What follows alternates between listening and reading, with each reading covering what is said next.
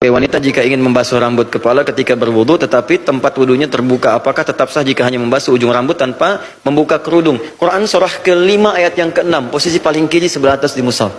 Quran surah ke-5 Al-Maidah ayat yang ke-6. Ya ayyuhalladzina amanu idza qumtum ila shalah faghsilu wujuhakum wa aydiyakum ilal marafiq wamsahu bi ru'usikum wa arjulakum ilal ka'bain. Hai orang-orang beriman, jika engkau ingin menunaikan sholat dengan sempurna, maka wudu dulu. Bagaimana caranya? Fokuskan pada yang 4. Di rukun wudu yang paling pokok 4. Awas, hati-hati, jangan sempurnakan sunnahnya, rukunnya tertinggal. Kalau airnya kadarnya tidak cukup, hanya segini misalnya, tidak cukup keseluruhannya, sampai dengan ke telinga, sampai dengan ke telinga, sampai dengan ke istinsyak, maka cukupkan 4 saja. 1, wajah. Kedua, tangan sampai siku. Ketiga, basuh kepala, usap. Yang keempat, kemudian kaki. Kalau cukup untuk semuanya, silakan sempurnakan. Kumur-kumur, istinsyak, serap ke hidung, keluarkan lagi. Sampai kemudian ke telinga, silakan. Tapi kalau nggak cukup, 4. Di antara yang 4 ini adalah mengusap kepala, bukan rambut, ingat. Bukan rambut, tapi kepala. Wamsahu biru'usikum, ru'us jama ra'sun, kepala. Di situ letak keadilan Allah. Letak keadilan Allah. Setiap orang yang hidup pasti punya kepala. Tapi tidak setiap yang punya kepala ada rambutnya. Bayangkan kalau wudunya mengatakan basuh rambut, bagaimana yang nggak punya rambut? Maka keadilan Allah mengatakan yang diusap itu kepalanya, bukan rambutnya. Dan kalimatnya bukan membasuh tapi mengusap. Ingat, ghasala dengan masaha beda. Ghasala itu, izin satu orang agak cepat. Siapa aja boleh. Mas, ini misalnya kerannya. Izin, lihat sini. Atau nggak usah ini saja kerannya.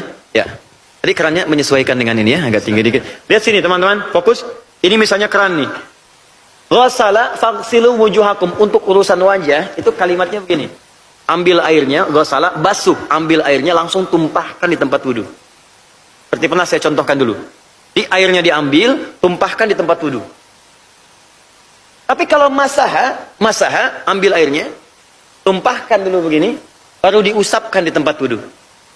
Untuk bagian kepala, ingat bagian kepala, kalimat Al-Qur'annya menggunakan masaha, usap, bukan basuh. Jadi kalau kalimatnya menggunakan basuh, artinya ambil airnya tumpahkan di kepala. Tapi karena masaha, tumpahkan airnya, usap kepalanya. Dalam mengusap kepala ini ada yang sangat indah sekali. Hanya di ayat ini, izin, kalau saya mas, hanya di ayat ini, ayat tentang wudu yang bagian kepala itu menggunakan ba. Yang lain nggak pakai. Faghsilu wujuhakum, ba-nya tidak ada. Wa aydiyakum, ba-nya tidak ada. Wa arjulakum ilal ka'bain, ba-nya tidak ada. Ketika mengusap kepala ada ba-nya. Bi ru'usikum. Apa fungsi ba dalam bahasa Arab? Itu ada 14. Temukan di kitab namanya Bughnil Labib Am Kutubil Ma'arib, halaman 29 sampai 59. Ada 14 fungsi.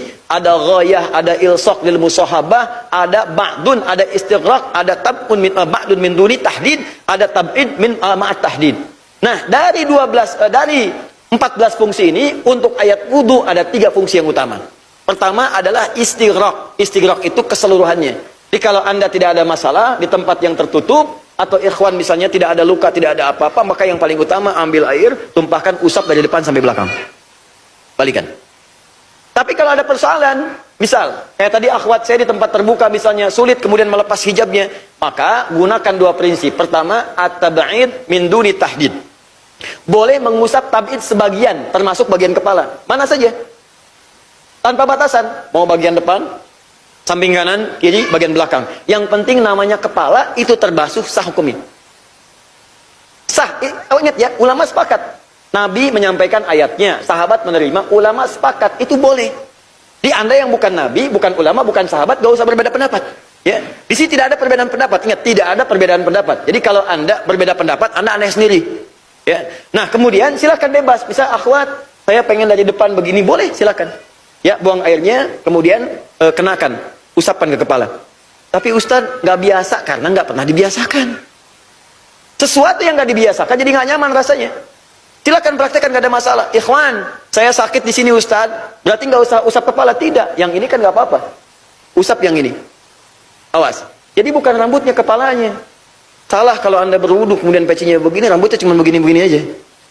Kepalanya. Yang terakhir at-tab'id ma'at tahdid. Sebagian tapi ada batasnya. Apa itu? Batas depan sampai ubun-ubun di sini. Ya, jadi yang di sini yang diutamakan. Ini boleh, tapi ini yang paling utama.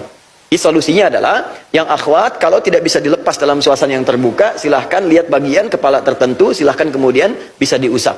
Ya, itu huruf ba aja teman-teman, cuman huruf ba maknanya dahsyat. Ada orang Indonesia ngambil PSD di Al Azhar Asy-Syarif di